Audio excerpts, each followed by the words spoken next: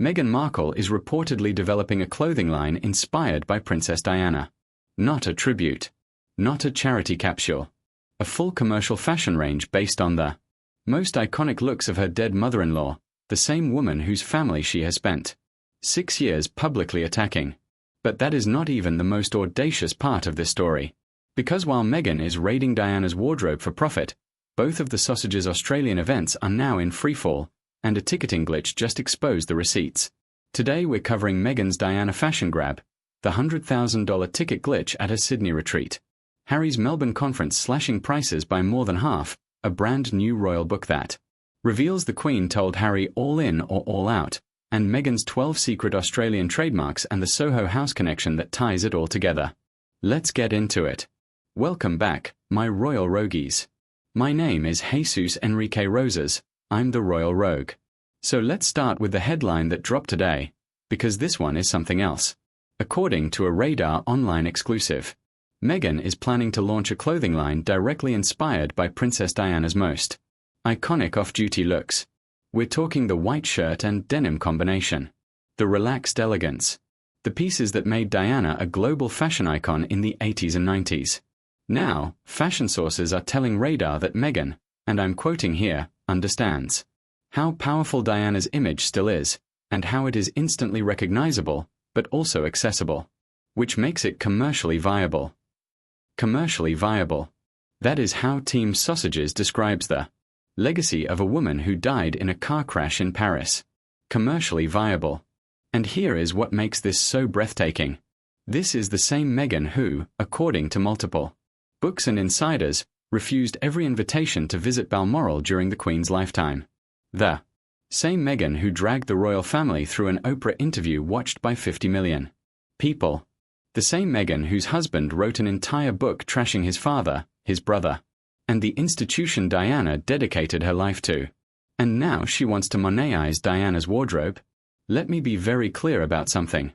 Catherine has worn Diana-inspired looks. She wore a similar white shirt and jeans combination during the 2011 Canada tour. But Catherine earned that connection. She married into the family, she stayed, she served, she fought cancer. And she showed up. Meghan left. And now she wants to sell what she walked away from. An insider told Radar that the denim-based outfit carries a kind of quiet symbolism. It signals relatability, warmth, and a break from overly formal royal dressing. You know what else signals a break from formal royal dressing? Actually breaking from the royal family, moving to Montecito, and then using the family's most beloved member as a marketing strategy. That is not quiet symbolism. That is loud opportunism. And let's think about the timing here. This report drops while Meghan's lifestyle brand as ever is struggling domestically, while Netflix has pulled out, and while her cooking show got canned. So what do you do when your own brand identity is not landing? You borrow someone else's. And not just anyone, you borrow from the most universally loved woman in British royal history. A woman who cannot object. A woman who cannot say no. A woman whose son you married and whose family you left. The calculation is ice cold, and the word on the street is that even longtime Meghan supporters are calling this one tone deaf. But if Meghan's Diana grab is the Audacity Award of the week, what is happening with her Australian retreat is the Incompetence Award. Because remember how we told you the Her Best Life retreat was struggling to fill 300 seats? Well, an internet sleuth just found a glitch in the ticketing system that blew the whole thing wide open. According to journalist Paula Froelich, a prospective attendee was able to load 5 VIP tickets into her cart, that is nearly 16,000 Australian dollars, and then kept going. She loaded 24 more tickets, bringing the total to almost 93,000 Australian dollars before the system finally said she had hit her limit. Let me translate that for you. If one person can load nearly $100,000 worth of tickets into a shopping cart, your event is not sold out. Your event is not even close to sold out. Your event is a conference room with blue LED lights and a prayer.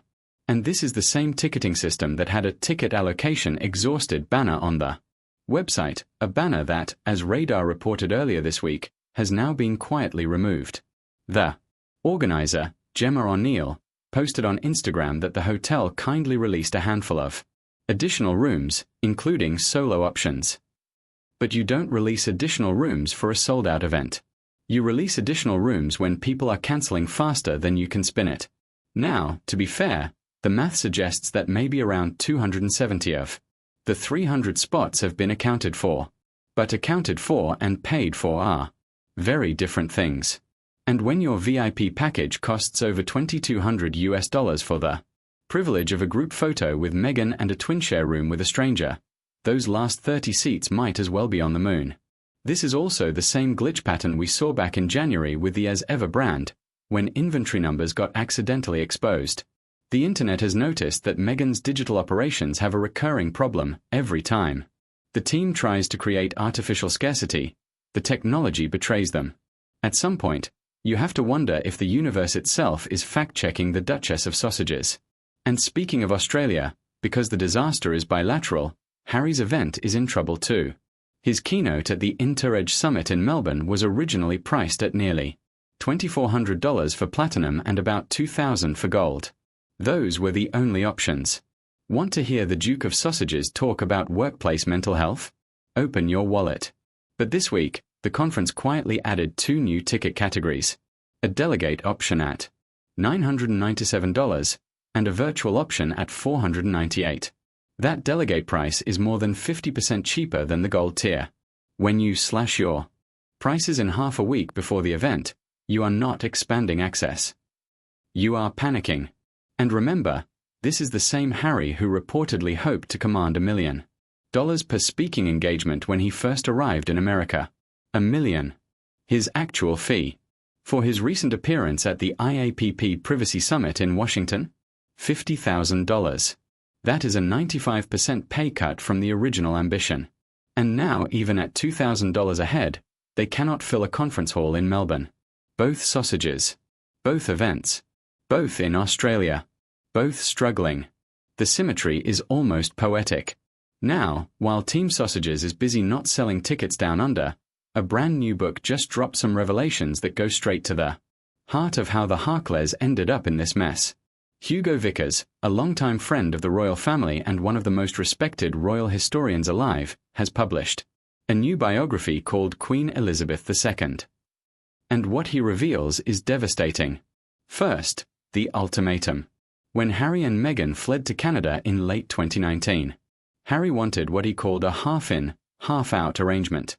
He wanted to finance himself but still work for the royal family. 3 private secretaries, Sir Edward Young, Sir Clive Alderton, and Simon Case, drafted proposals at Sandringham. And the answer came back crystal clear. It was either all in or all out. Harry returned to Canada, and here is the key phrase from Vickers: reluctantly out. Reluctantly. Not triumphantly. Not defiantly. Reluctantly. Which tells you that the narrative Harry sold in Spare, the brave prince who chose freedom, does not match even sympathetic historical accounts. But Vickers goes further. He reveals that Meghan banned cars from the sports ground near Frogmore Cottage because she could see them from her windows. This was a space that had been used by royals from Prince Philip to young Prince George for cricket. Meghan saw cars from her window and shut it down. He also claims the Queen personally told Meghan off for being rude to the Windsor gardeners, the staff who maintained the ground she was living on rent-free. And perhaps most tellingly, Vickers says that every single speech Harry made during their 2018 Australia tour was vetted by Meghan. Every one. The man who was supposed to be the seasoned royal had his homework checked by the woman who had been in the family for less than 6 months. By 2019, Vickers writes, Harry appeared uneasy and the rapport between them looked nil. He describes Harry as a man who had bitten off more than he could chew. And you know what? Looking at what is happening in Australia right now, 2 failing events, desperate price cuts, and a ticketing system that exposes their own numbers, it looks like he is still chewing. And finally, let's talk about what might be the most revealing move of the week, and this one ties everything together. It turns out Meghan has not just filed ONE trademark in Australia. According to the Daily Mail, she has discreetly locked in 12 Australian trademarks. 4 as ever, covering skincare, candles, gardening, clothing, event planning, jewelry, and home decor. 12. This is not a casual brand extension. This is a full-scale invasion. And here is where it gets really interesting. The retreat organizer, Gemma O'Neill, sits on the advisory committee for Soho House Sydney, which is opening its first Australian location this year. And who helped facilitate Meghan's entire Australia visit? Marcus Anderson, the Soho House senior executive, the man who set up Harry and Meghan's first date at Soho House London back in 2016. As some commentators have pointed out, this retreat is starting to look less like women's empowerment and more like a Soho House promotional event wearing a wellness costume. A PR expert from Pressbox, Kaylee Cornelius, said expanding overseas feels less like a choice and more like a necessity to avoid the brand stagnating. Netflix pulled out as an investor. The US market is not delivering. Netflix staffers were reportedly giving away as ever products to employees because the storage closets were overflowing.